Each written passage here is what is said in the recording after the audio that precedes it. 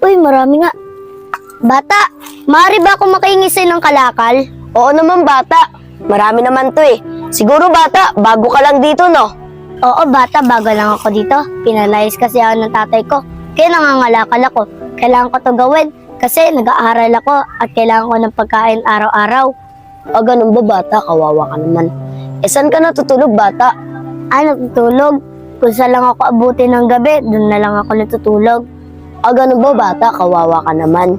Gusto mo bata, sa amin ka na lang tumira.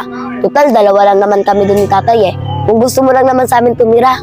At talaga, maraming salamat ha. Ang importante kasi sa akin, may matutulugan ako.